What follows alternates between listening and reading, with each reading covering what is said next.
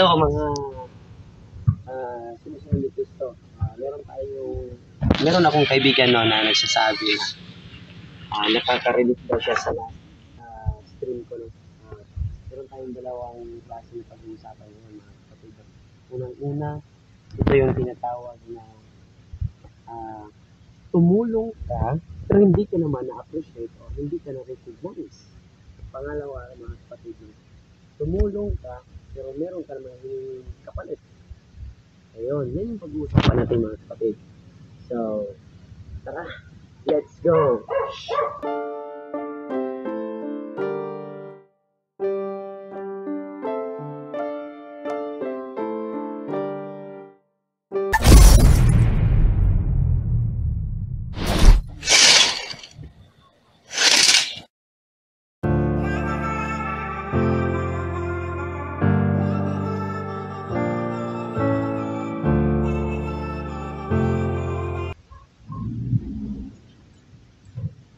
Yes, mga kapatid, pag-uusapan natin yun.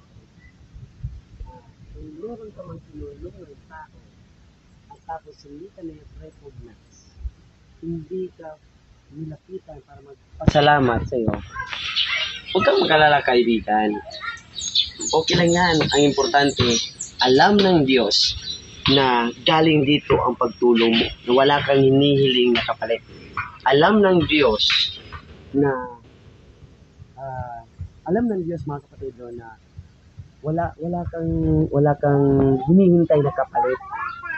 Even though na hindi ka na-recognize nila na dahil sa iyo nakapagtapos sila or dahil sa iyo ikaw yung naging daan para maging matagumpay ang kanilang buhay, or dahil sa iyo mga kapatid dahil sa iyo naging successful ang taong yan. So huwag mong iisipin na kung hindi ka man nila na-recognize o hindi man sila lumapit sa iyo para sabihin na salamat, thank you. Enough na yung tulong mga kapatid, no? Maging masaya ka kung naging successful siya, or maging masaya ka kung isa ka maging daan para maging successful yung tao. Pangalawa, ang tao, mga kapatid, ito yung taong gustong tumulong pero meron namang yung kapalit.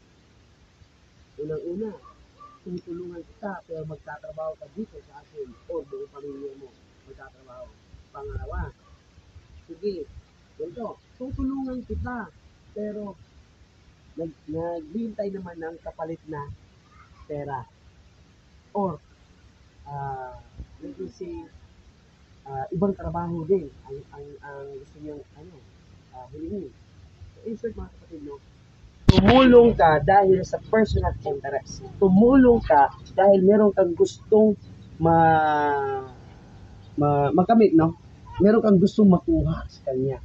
So, napaka-sakit isipin, no? Na ganyang klaseng tao